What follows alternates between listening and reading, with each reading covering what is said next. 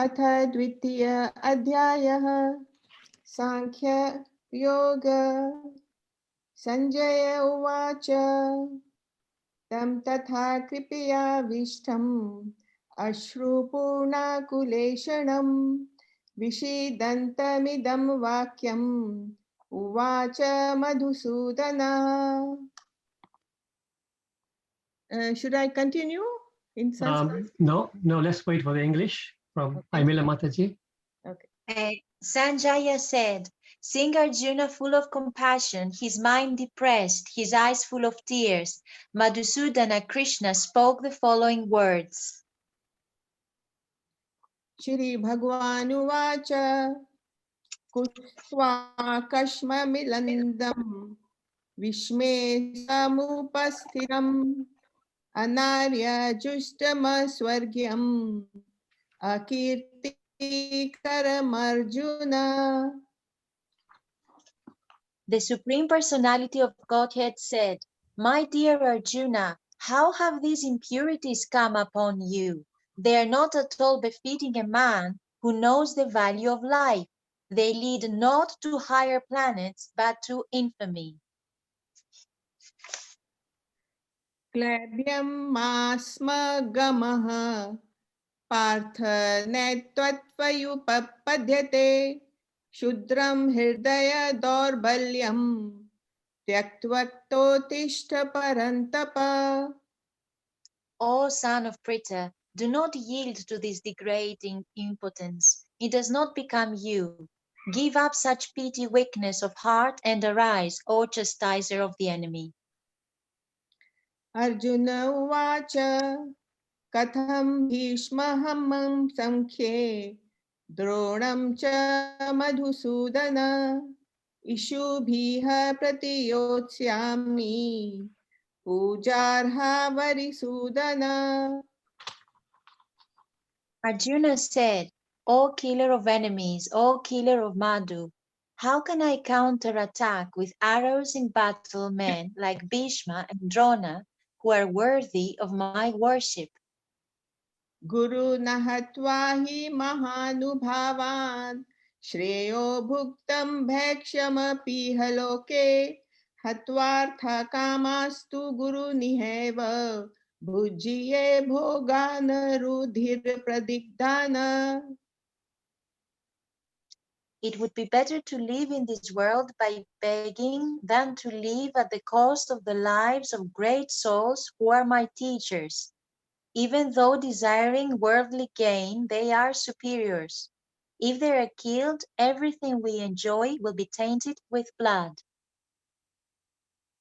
न चैद्विद्य कतर्नो गरियो यद्धा जयेम यदि वा नो जयेयुः यानेव हत्वा न जिजीविषाम स्तेव स्थिताः प्रमुखे धार्तराष्ट्रः.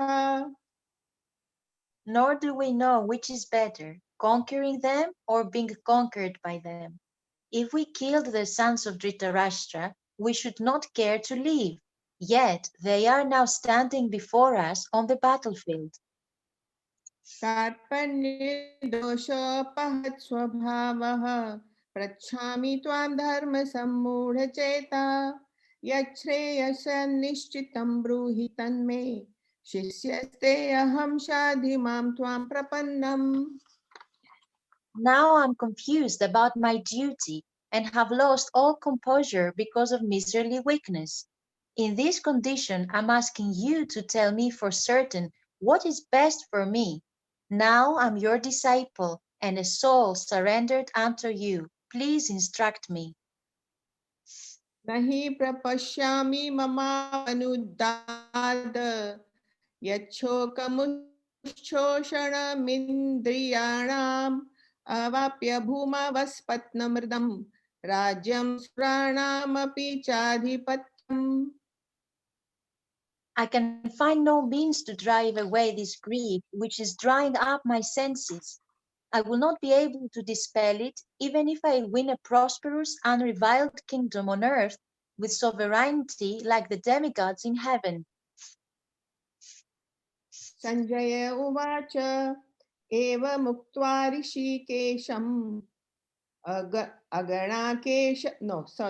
एवमुक्त्वा ऋषिकेशं गुणाकेश परन्तप नायोत्स्य इति गोविन्द उक्त्वा दूष्णीं बभूवः. Sanjaya said, having spoken thus, Arjuna, chastiser of enemies, told Krishna, Govinda, I shall not fight, and fell silent. तमुवाच ऋषिकेशः प्रहसन्निव भारत सेनयोरुभयोर्मध्ये विषीदन्तमिदं वचः. O descendant of Bharata, at that time Krishna, smiling in the midst of both the armies, spoke the following words to the grief-stricken Arjuna. श्रीभगवानुवाच अशोच्यानन्वशोचस्त्वं प्रज्ञावादामश्च भाषसे गतासु न गतासुश्च नानुशोचन्ति पंडितः. The Supreme Personality of Godhead said, while speaking learned words, you are mourning for what is not worthy of grief. Those who are wise lament neither for the living nor for the dead. न त्वेवाहं जातु नासं न त्वं नेमे जनाधिपः न चैव न भविष्यामः सर्वे वयमतः परम्. Never was there a time when I did not exist, nor you, nor all these kings, nor in the future shall any of us cease to be. देहिनोऽस्मिन् यथा देहे कौमारं यौवनं जरा तथा देहान्तर प्राप्ति धीरस्तत्र न मुह्यति. As the embodied soul continuously passes in this body from boyhood to youth to old age, the soul similarly passes into another body at death. A sober person is not bewildered by such a change. मात्रा स्पर्शास्तु कौन्तेय शीतोष्ण सुख दुःखदा आगमापाविया नित्यो स्थांस्तितिक्षव भारता. O son of Kunti, the non-permanent appearance of happiness and distress and their disappearance in due course are like the appearance and disappearance of winter and summer seasons. They arise from sense perception, ocean of Bharata, and one must learn to tolerate them without being disturbed. यं हि न व्यथयन्त्येते पुरुषं पुरुषर्षर्भः समदुःख सुखं धीरं सोमृतत्वाय कल्पते. O best among men, Arjuna, the person who is not disturbed by happiness and distress and is steady in both is certainly eligible for liberation. न सतो विद्यते भावो न भावो विद्यते सतः उभयोरपि दृष्टोऽन्त स्तत्वनयोस्तत्वदर्शिभिः. Those who are seers of the truth have concluded that of the non-existent, the material body, there is no endurance, and of the eternal, the soul, there is no change. This they have concluded by studying the nature of both. अविनाशी तु त्वद्विद्वे येन सर्वमिदं ततं विनाशमव्ययस्यास्य न कश्चित् कर्तुमर्हसि. That which pervades the entire body you should know to be indestructible. No one is able to destroy that imperishable soul. अन्तवन्त इमे देहा नित्यस्योक्ता शरीरिण अनाशिनो प्रमेयस्य तस्माद्युद्धस्व Bharat. The material body of the indestructible, immeasurable, and eternal living entity is sure to come to an end. Therefore fight, O descendant of Bharata. य एनं वेत्ति हन्तारं यश्चैनं मन्यते हतम् उभौतो न विजानीतो नायं हन्ति न हन्यते. Neither he who thinks the living entity the slayer, nor he who thinks it slain is in knowledge, for the self slays not nor is slain. For the self slays not nor is slain. न जायते म्रियते वा कदाचित् नायं भूत्वा भविता वा न भूयः अजो नित्यः शाश्वतोऽयं पुराणो न हन्यते हन्यमाने शरीरे. For the soul there is neither birth nor death at any time. He has not come into being, does not come into being, and will not come into being. He is unborn, eternal, ever existing, and primeval. He is not slain when the body is slain. वेदा विनाशिनं नित्यं य एनमजमव्ययं कथं स पुरुष पार्थ कं घातयति हन्तिकम्. O Partha, how can a person who knows that the soul is indestructible, eternal, unborn, and immutable kill anyone or cause anyone to kill? वासांसि जीर्णानि यथा विहाय नवानि गृह्णति नरोपराणि तथा शरीराणि विहाय जीर्णान्यानि संयाति नवानि देहि. As a person puts on new garments, giving up old ones, the soul similarly accepts new material bodies, giving up the old and useless ones. नैनं छिन्दन्ति शस्त्राणि नैनं दहति पावकः न चैनं क्लेदयन्त्यापो न शोषति मारुतः. The soul can never be cut to pieces by any weapon, nor burned by fire, nor moistened by water, nor withered by the wind.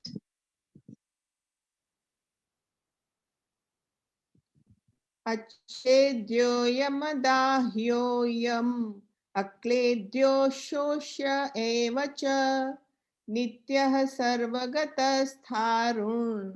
अचलोऽयं सनातनः. This individual soul is unbreakable and insoluble, and can be neither burned nor dried. He is everlasting, present everywhere, unchangeable, immovable, and eternally the same. Hare Krishna. Thank you so much. Thank you so much, both of you. Anju Mataji, very nicely recited. I like your pronunciation very much. Very nicely done. Thank you so much. Thank you. And Amila Mataji, very confidently recited the English. Very nice. Thank you so much. Hare Krishna. Hare Krishna. Hare Krishna. So let me share the other bit and then we can start.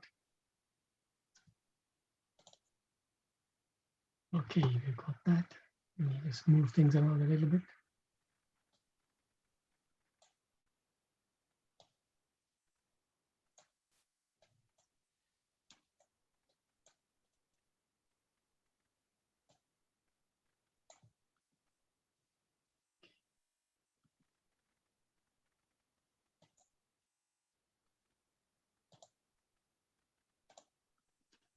Okay, so you can all see the PowerPoint? Not yet. Not yet? No. Oh, haven't No, no. shared it yet? Okay, 1 second.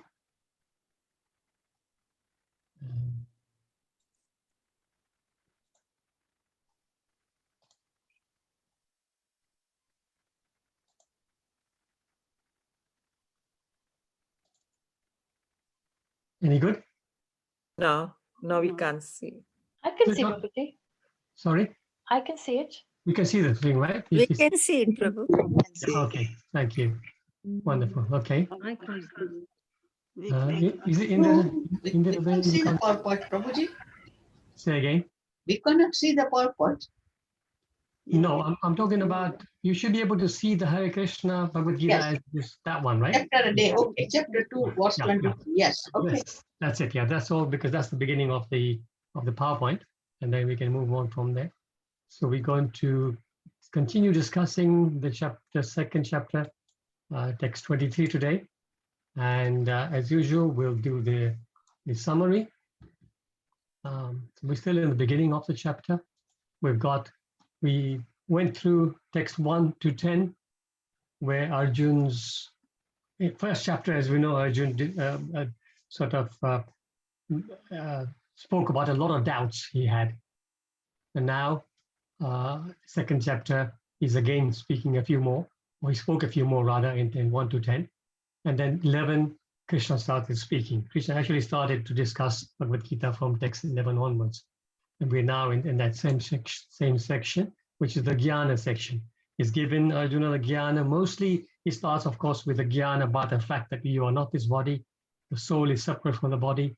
The soul is eternal. The soul is indestructible. And that is the theme that is continuing right now with the verses we are studying currently.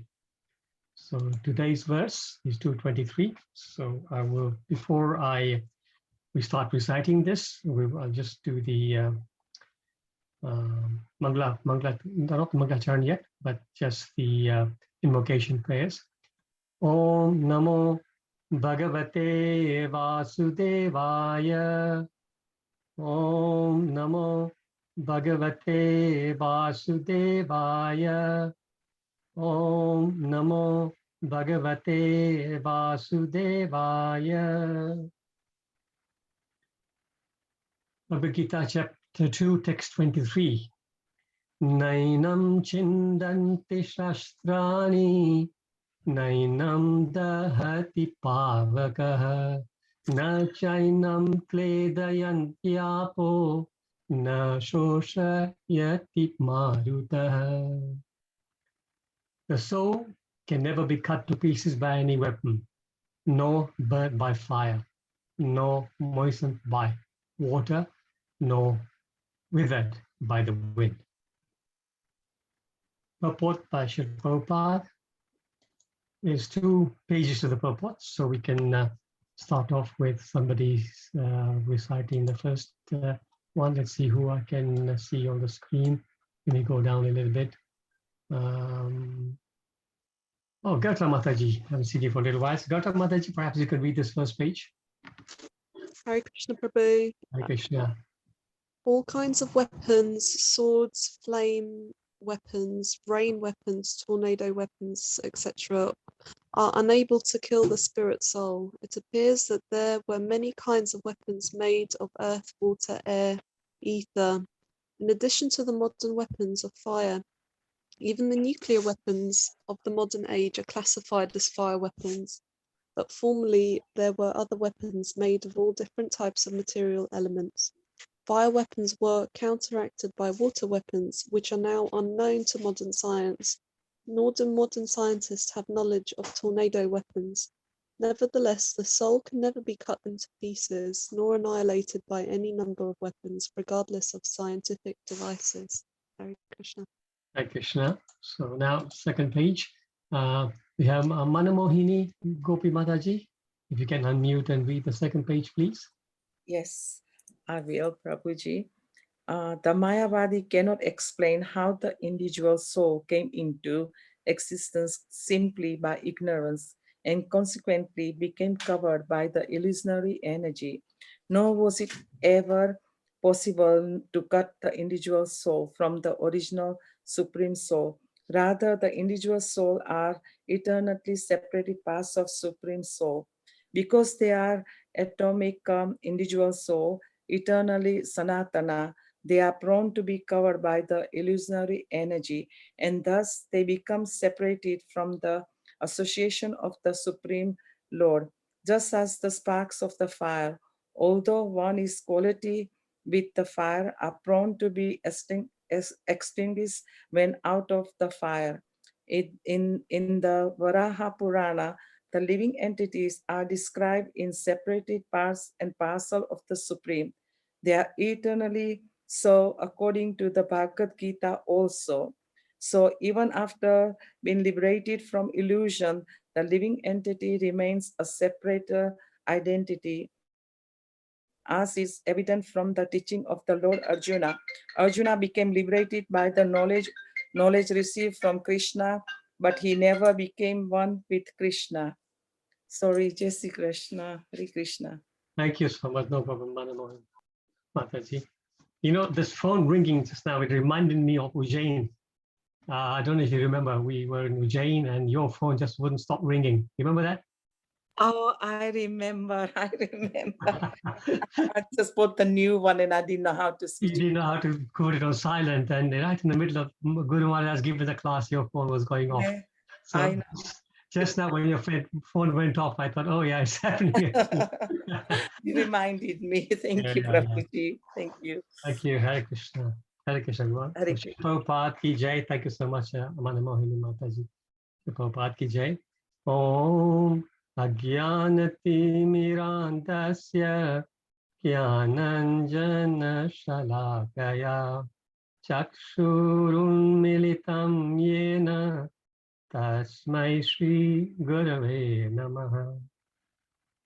Shri Chaitanya Manobhishtam Sthapitam Yena Bhutale Swayam Rupa Kadamayam Dadati Swapadantikam.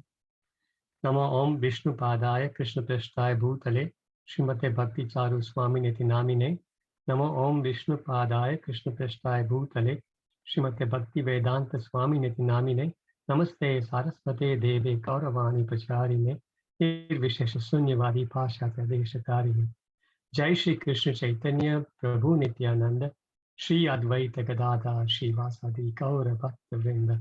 Hare Krishna Krishna Krishna Hare Hare Hare Rama Rama Rama Hare Hare. Shri Prabhupada Ki Jai. So just quickly going back to the purport, just remind us of the translation here. The soul can never be cut into pieces by any weapon, nor burnt by fire, nor moistened by water, nor withered by the wind. So let's dive into the purport, Prabhupada's wonderful nectarian purport, and see what we can churn from the purport.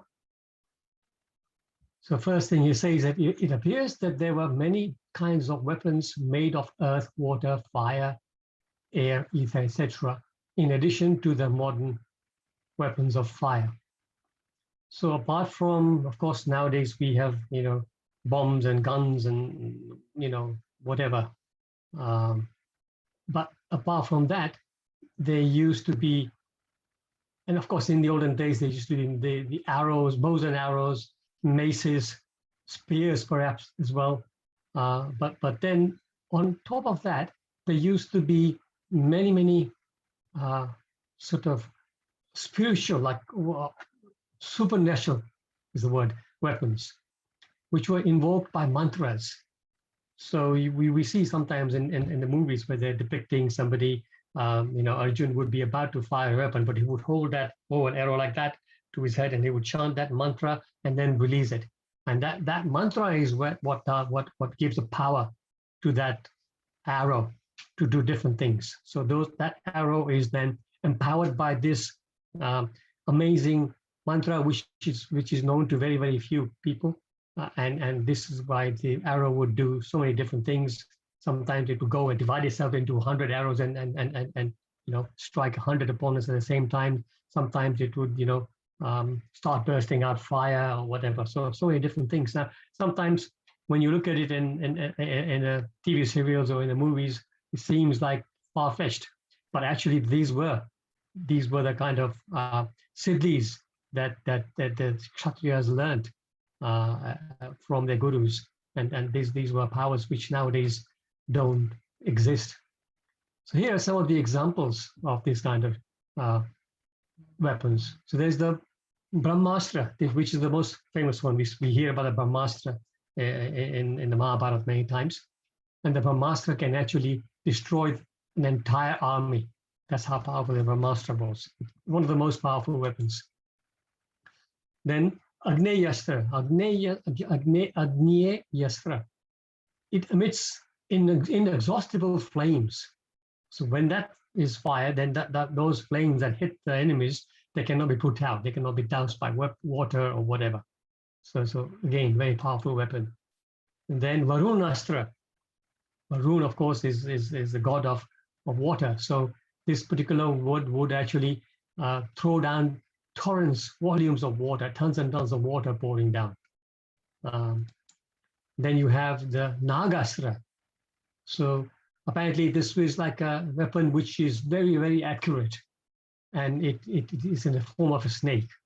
So you could target it. You could it's like I remember during the not the Gulf War, but the Iran War, Iran-Iraq War, there was the X-cassette missile that was very sort of prominent at the time. So that missile could be guided to a particular target.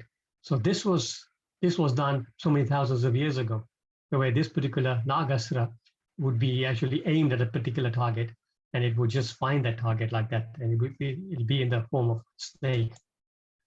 Then Vayurastra, that is gale, so it would just be like a huge gale storm, and it would actually, so it's said it lifts armies off the ground. That's how powerful that wind is.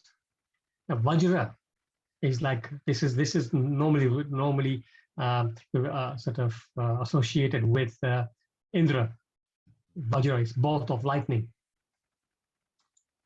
And then Narayanastra, it showers arrows and discs from the sky. So Prabhupada says in the purport, fire weapons were counteracted by water weapons. So these kind of weapons are not known nowadays. But then the point is the soul cannot be cut even by these powerful weapons. Forget about the weapons we have now. Even those very, very powerful supernatural weapons could not touch the soul. Why? Because consciousness is something that we can measure. Scientists, doctors can have instruments to measure whether somebody is conscious or not.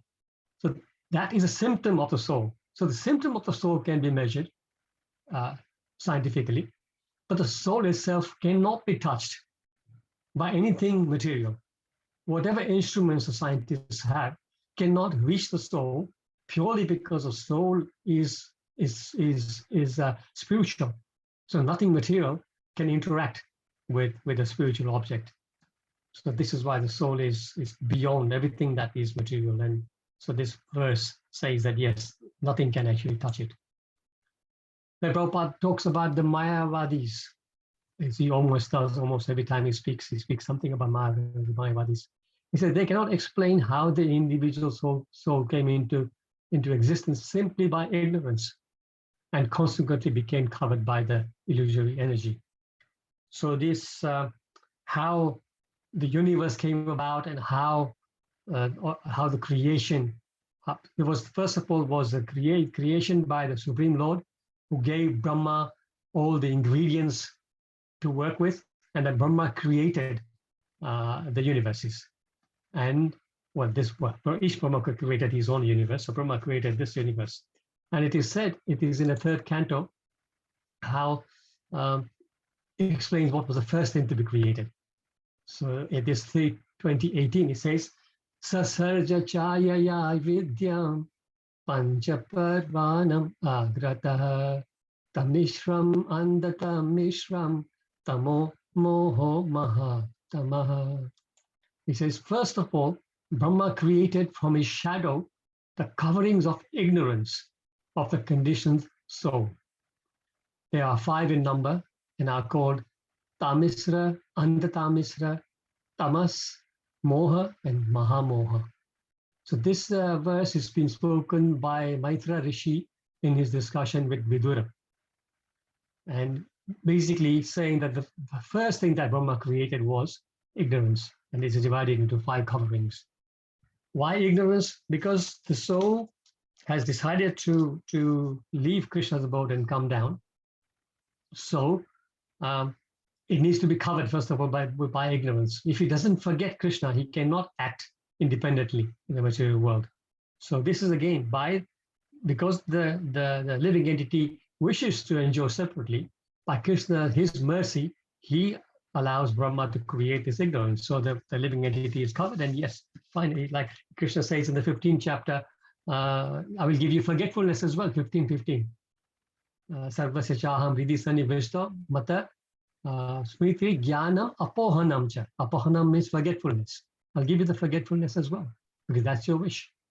So this way, we forget about the Lord and we start trying to enjoy separately. These 5 coverings of ignorance is good to sort of understand them, so we can then recognize them as we go. So Srila Prabhupada says the conditioned souls or living entities who came into the material world to enjoy sense gratification are covered in the beginning by 5 different conditions. These are the coverings. So as is mentioned in the verse we just recited, Tamisra. Tamisra refers to being envious of the Supreme Lord. As we know, that's the beginning of our material life. We are thinking, why shall I not be the free enjoyer like Krishna is? Why do I have to just serve Krishna and enjoy that way? So he wants to forget Krishna. So this is the first thing. So this forgetfulness of his, because our constitutional position, the living entity's constitutional position is to always be a servant of the Lord. Nitya Das.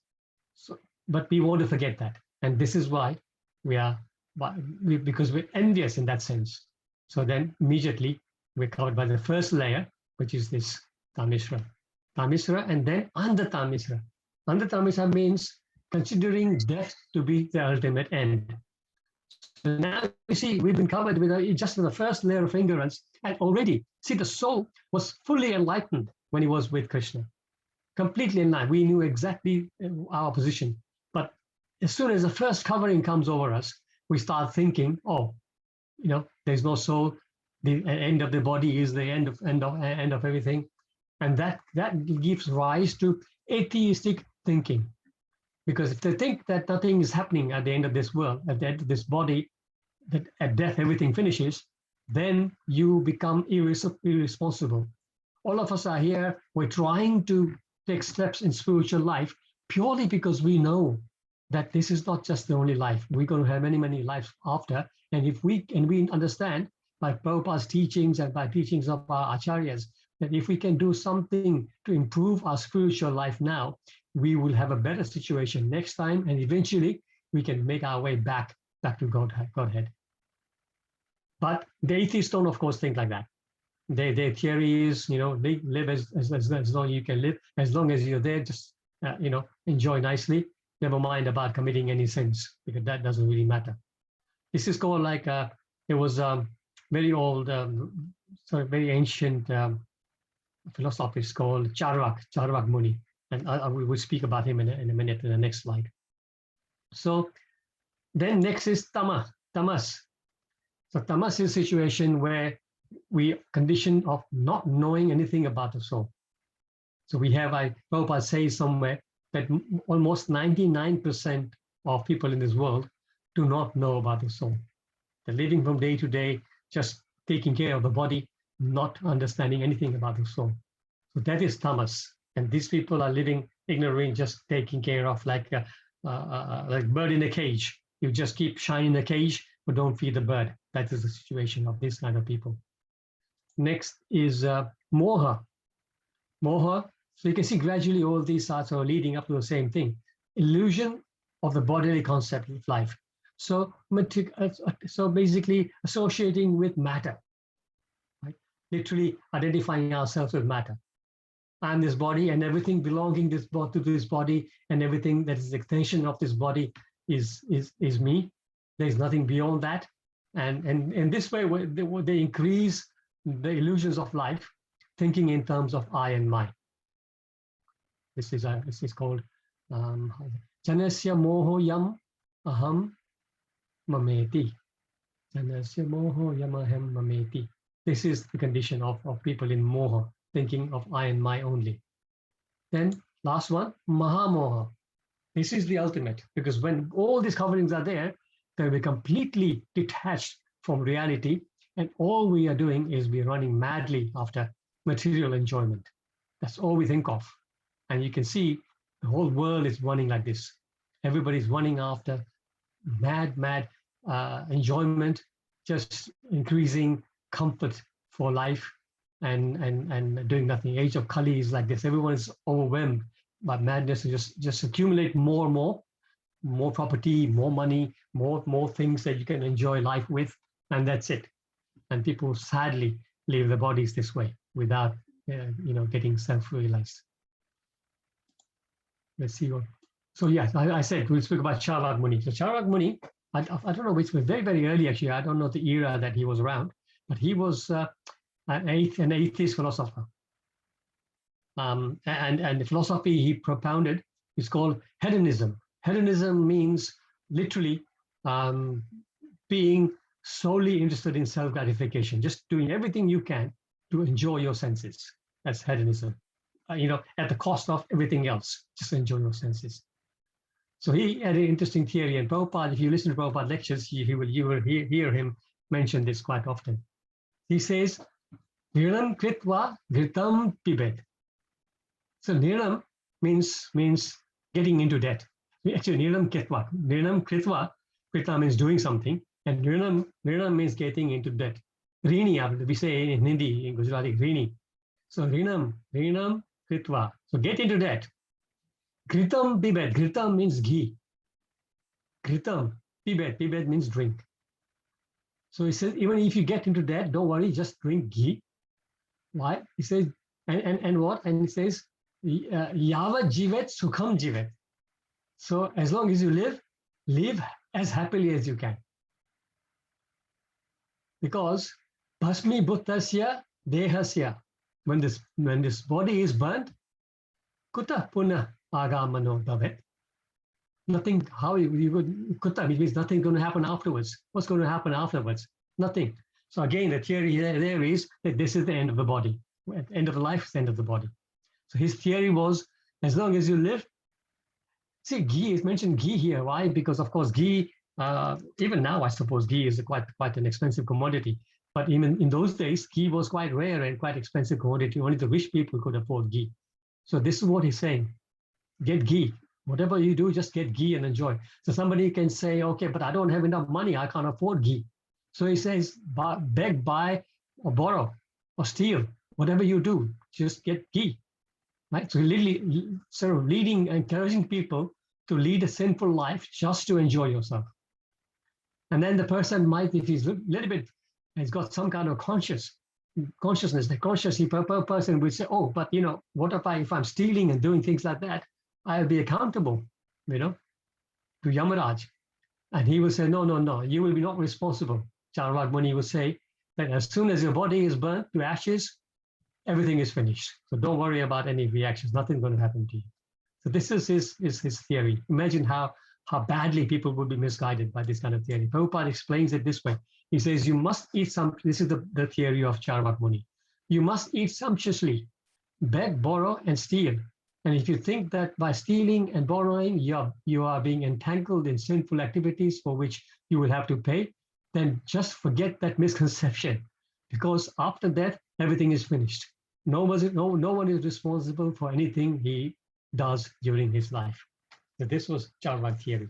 And this is again, although it sounds like terrible, but I must admit I was like that before I met devotees.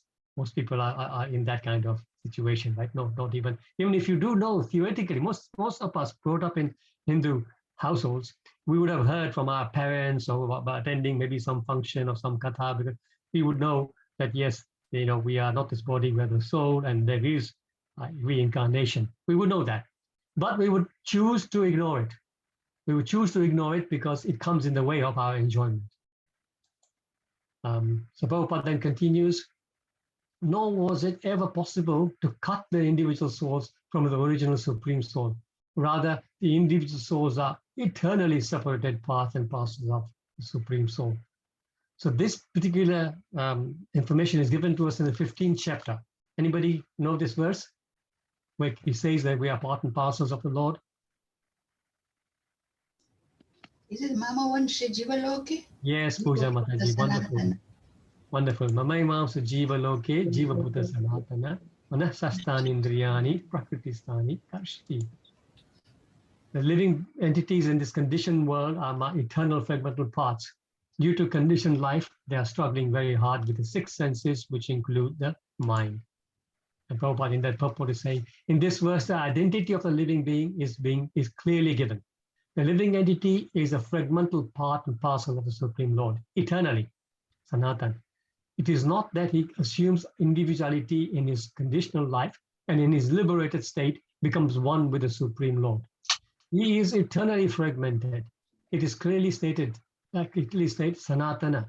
According to the Vedic version, the Supreme Lord manifests and expands himself in innumerable expansions, of which the primary expansions are called Vishnu Tattva, and the secondary expansions are called the living entities, or Jiva Tattva. In other words, the Vishnu Tattva is the personal expansion, and the living entities are the separated expansions. Anybody know the Sanskrit terms of this? Vishnu Tattvas and Jiva Tattvas. What are the other way of describing them? Hare Krishna, Prabhuji. Is it superior energy and inferior energy? Yeah, that's right in English, Prabhupada Mataji. I was looking for some other Sanskrit terms, which you might know. Swa-ansa, like in this verse also, in 15:7, he's saying Mama Ansa. So that word ansa means part, parcel. So Swa-ansa, which means Vishnu Tattva, these are his own expansions. And the separated are Vibhinna. Vibhinna means separation. So Vibhinna. This is how. So in the Prabhupada reconfirms this particular statement, saying Arjuna became liberated by the knowledge received from Krishna, but he never became one with Krishna. He always remained separate. Then Prabhupada says, because we're talking about living entities, the soul, because they are atomic individual souls eternally, they are prone to be covered by the illusory energy, and thus they become separated from the association of the Supreme Lord, just as sparks of a fire, although one in quality with the fire, are prone to being extinguished when out of the fire. So one time there was a devotee in the early days, and he was quite a good devotee. He stayed in the moment for a couple of years.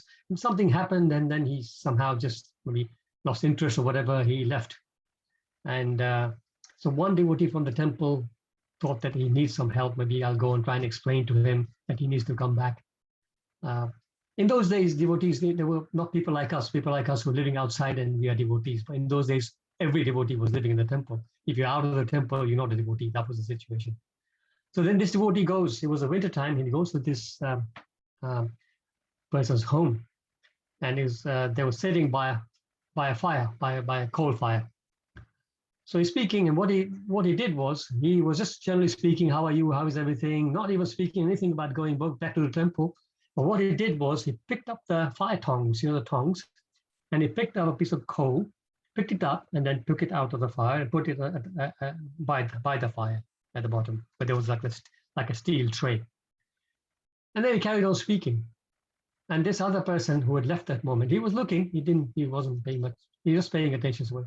And then after a while, of course, what happens to this coal, which came out, was red hot when it came out, was sitting out there, and within a few minutes, it went black, completely lost all the quality of the fire. And then just while chatting away, just general topics, he then picks it up again and puts it back in the fire. And immediately that coal became red hot again. And just by that action, that person, he was quite intelligent, he got the message. He realized that I'm away from this association of devotees, and I will, if I stay away, I'm just like this coal, losing its quality, I will lose my quality as a devotee. And he then decided to come back. Prabhupada says here, he's a little bit small, he says, when we keep our association with Krishna, every activity is proper and liberating. But if we dissociate ourselves from the Lord's mercy, then like a hand which is severed from the body, we become ugly and useless. So association, so important. The benefit of association with devotees in devotional service is very nicely explained by Lord Kapiladev to his mother Devahuti in the 3rd chapter of the Srimad Bhagavatam, Canto 25, text 25. Satam prasangan mama virya samvido labhanti hritkarna rasa yana katha tajoshanad asvapavagavatmani Shraddharatir Bhaktir Anukamishyati. Translation by Srila Prabhupada. In the association of pure devotees, discussions of the pastimes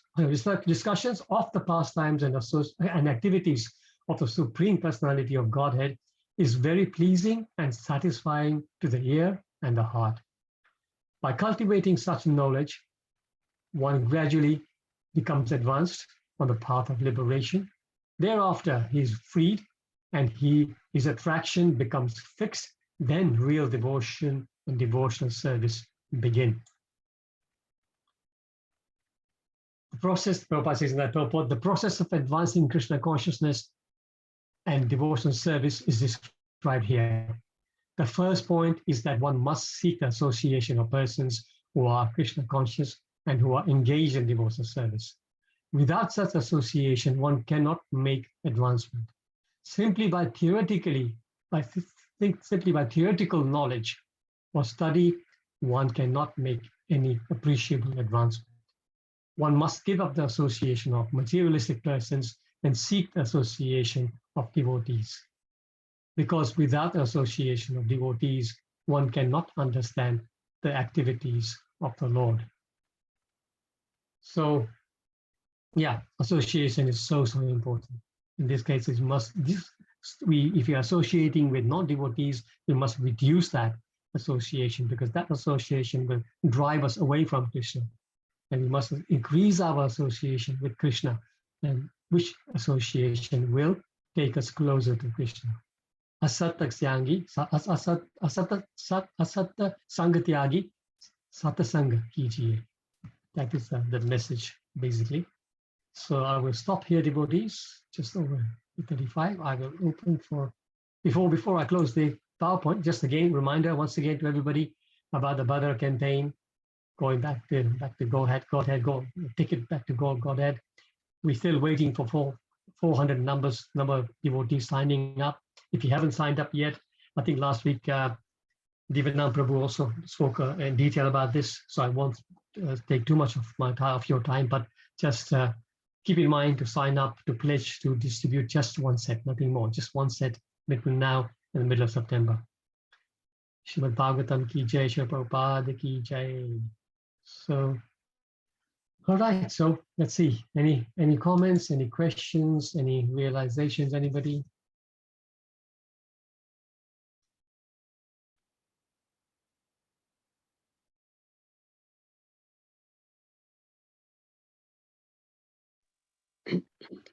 Prabhuji, Hare Krishna. Prabhuji, I really like your analogy about the coal and how association with the devotees, and I think I can feel it for myself, and I can relate to that, and I think it's so true. Thank you very much. Thank you, Falguni Mataji. Thank you so much. Yeah, it's very, very vivid. Yes. Yeah. Yes, really enjoyed today's pravachan, Prabhuji. Thank you. Thank you, Falguni Mataji. Thank you for joining the class always. I've got comments here from, 1 second.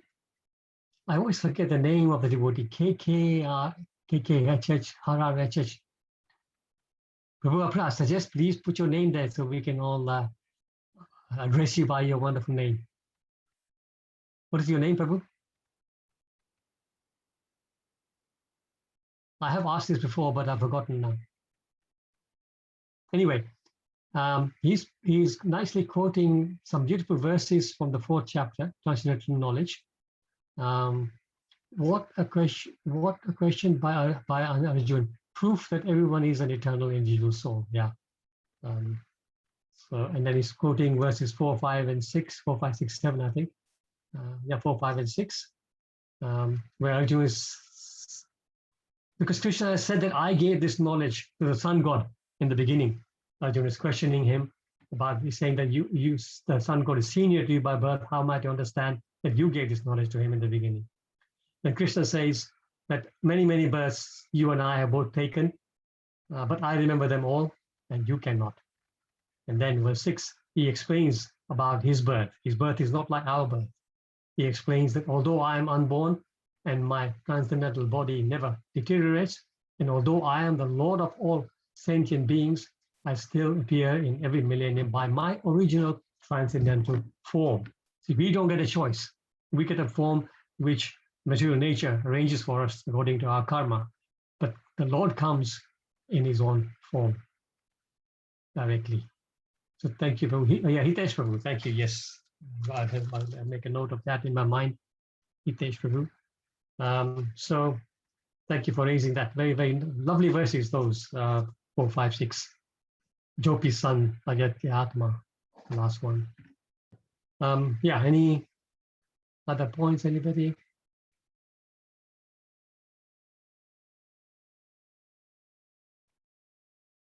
Yes, Gata Mataji is saying it is important to hear about the extreme of atheistic theory. If there is any doubt about devotional service, then we can see what the alternative is, which is pointless existence with atheistic, jumping away outlook of sense gratification, which feels very pointless. Yeah, very short term. Thank you for raising that. Yes, so we need to keep reminding ourselves exactly. We are really on a very wonderful path, and everything outside there is a disaster for our spiritual life, really. Thank you, Krishna Vani Mataji, for the compliments, for the reciters of the verses. Great. Prabhuji, some of us started obviously quite late in life. The Krishna consciousness, obviously spiritual, but not that deep into it. So does it matter how long you've been spiritually involved? It does not matter at all. There's no matter at all. The fact that you have started, that is already amazing. The fact that you are here in the class trying to understand and listening to Bhagavad Gita, that already is something which is very, very rare, extremely rare. Look around us. Look how many people are just spending life just in material subject matters, nothing else.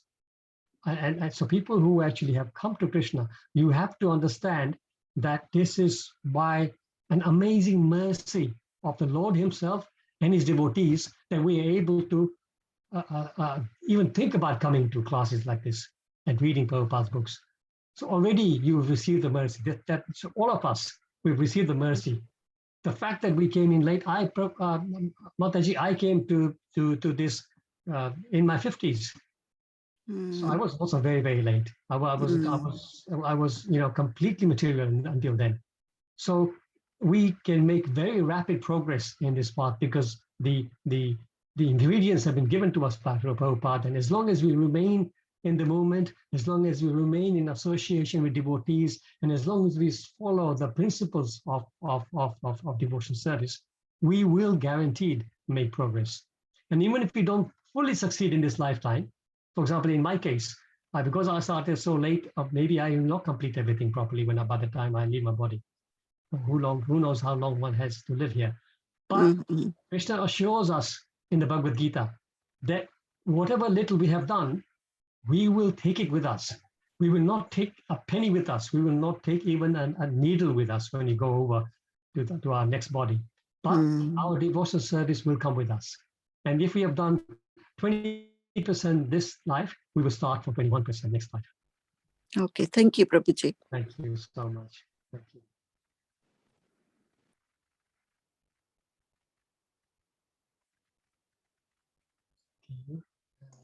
Mukunda-Hari Prabhu, Dandavat Pranams. Hare Krishna Chandra Chaitanya Prabhu. Wonderful So nice to hear your session, wonderful voice. so informative. And as Prabhupada rightly surmised, the majority of the world is atheistic. They don't believe in God. Enjoy to the fullest and be damned. Absolutely. I can relate to it so much because I was like that. Yeah, that is why Prabhupada emphasized the need to propagate this correct understanding, because obviously you can commit a heinous crime and nothing will happen. That's not on. Why otherwise? Why do they put them in jail if that is the case? Exactly. Exactly. So yes, it is so necessary to reach out to people in the world and propagate this knowledge. It is very Absolutely. important. Absolutely. We can reach out by speaking to people about whatever we know. Doesn't matter how little we know. You know, we have that story about that little girl in the early days where there were very few devotees. There was one couple, Sham Sundar and I forget his wife's name. And their daughter was Malati Mataji. Malati Mataji. And their daughter's name was Saraswati. Saraswati. Yeah, Saraswati. Saraswati was 3 or 4 years old. And she used to go around when guests used to come and see Prabhupada, and they were waiting in the waiting room. She would go there and she would start asking them, do you know who Krishna is? No. Oh, yeah, do you know who Krishna is? And some of them would just tease her and play with her and say, no, we don't know. And she said, Krishna is a supreme personality of Godhead. And Prabhupada once coming down the stairs, he heard that. And he says, see, this is preaching. This is preaching. It doesn't matter. You don't have to sit and give a class. You don't have to sit on the Vyasasana and give a 1-hour class. No. Little bit, whatever we learned today, tell your friend, tell your husband, tell your wife. And by repeating it, that knowledge that we have just heard, it becomes cemented into our mind by repeating it. So and that is preaching. So tell people about whatever we know about Krishna and the books, and also distribute the books as much as you can. We got a chance now here between now and Bhadra to distribute Bhagavatams. Just speak about Bhagavatam to people and let people who don't know about it, don't have it, give them a chance, inspire them to invite Bhagavatam to their homes. That will make a change in their lifetime, which will be amazing, and they will always thank you for it. So that I got a message I was seeing earlier from Indira Mataji. Oh yeah, she's saying, blessed to receive. So obviously you have decided to invite Bhagavatam to your home, Indira Mataji. That's fantastic. Fantastic. Bhagavatam is not different from Lord Krishna. So when you invite Bhagavatam to your home, you're actually inviting Lord Krishna in his literary form into your home. So it's a fantastic thing. It brings auspiciousness all around. So, great. Thank you, Santosh Mataji. Okay, any other comments? Anybody? Brilliant. All right. In that case, we will call it a day. Please do look after yourselves. Things are still not safe. The government wants to relax everything, but we know the reality is that this virus is spreading badly still. Just recently, one of my family, my sister got COVID, just went to attend a wedding, and she got COVID, and she's quite ill right now, despite having both injections. So, don't think that we are safe after two vaccinations.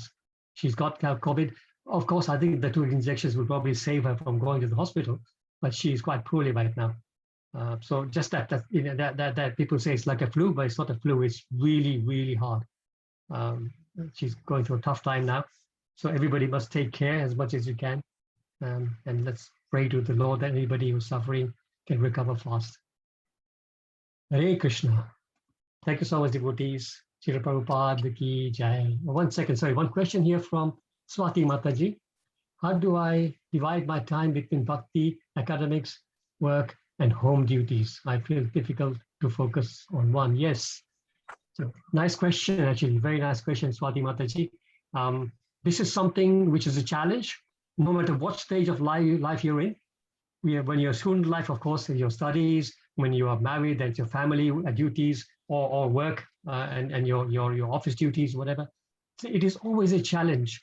So it's very important to also not ignore those sides. You see, one should not give up anything. One should not start being negligent towards your work or your family to take on Krishna consciousness. At a very advanced stage, you can, if you so feel, if you feel so inspired to give that up.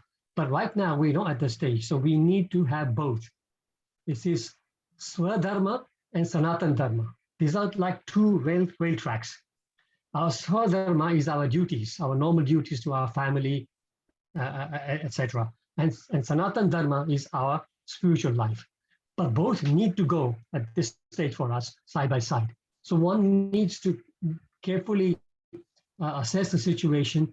What I would suggest, depending on what your situation is, if you can adjust, two things we can adjust. One thing we can adjust is gain more time by waking up earlier, right? If you wake up an hour earlier every day, that's 1 hour you get to do your sadhana. That's amazing, especially early in the morning. Sadhana in the morning is very, very potent. So to be honest, this is my example. I did that until a long time. Even when I started reading Prabhupada books, I was part of the Sangha and I used to just do everything. But my excuse was, I'm running a full-time business. I'm very busy. I'm traveling everywhere. And, I have no time. And I used to chant two rounds or 4 rounds every day. And once Mother Kalangna came to our Sangha, most of you would know Mother Kalangna, such a wonderful pure devotee. So she asked everybody around how many rounds you're doing. And when I said 2 or 4, she was actually angry. And says, Prabhu, minimum, you have to do 16 rounds. And then she asked me about my routine. And it says, get up early in the morning. And really from the next day, I started to get up a little bit earlier. I found it amazing. I found the extra time. I've gradually built up to my 16 rounds, thanks to that association with Mother Kalangna. But, so we can buy time like that because, you see, devotees, the rest of the day is not yours. Frankly speaking, it's not yours. When you wake up and that early time is yours, then the time is your children, your family, then the time is your office and your bosses. Then again, your time when you come home is your family to look after, feed them, clean after them, whatever. And then you got just little time to relax, which everybody needs to. All that time is not yours. Your time is only time when if you can buy that time early in the morning, that's your time. So I would suggest trying to do that to get some balance. But the rest of the activities you must carry on. Just bring Krishna in the middle. That's it. Whatever you're doing, just think of Krishna. Think you're going to work. Think of Krishna. Think of if you're going to work. Okay, in that case, you mentioned academics. So maybe if you're going to college, university, if you're going to study, think that okay, I'm there to get this knowledge. So eventually, I can use it for Krishna. If I'm working, I'm here. I'm working because eventually I want to feed my family because they are Krishna's part and parcels, and maintain my house, which is Krishna's temple. And of course, whatever spare money I have, I want to support Krishna's activities at the temple. That way your work is spiritualized, right? When we cook, we're not cooking for the family. We cook for the Lord first, right? So our cooking is spiritualized. So that way we can you don't have to, okay, yes, you have some sadhana piece to do. You need to chant and read. But otherwise, just by our consciousness, changing the consciousness, doing the same activities, but changing the consciousness makes us spiritual. I hope that makes sense, Mataji.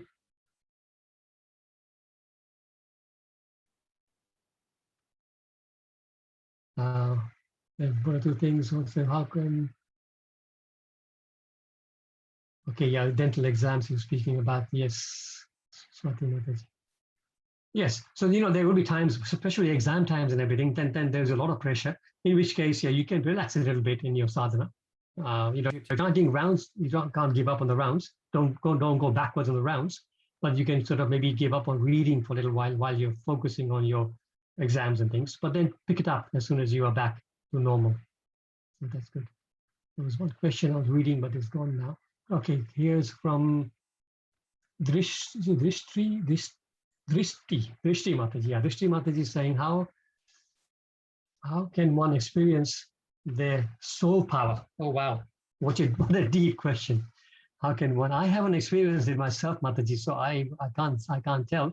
But from what I read, I read that if you chant the names of the Lord, like you're crying, like a child crying for the mother, if you can chant your rounds in that mood, you will feel the power of the soul. You will actually feel the holy name that you're chanting. You will feel that touching the soul.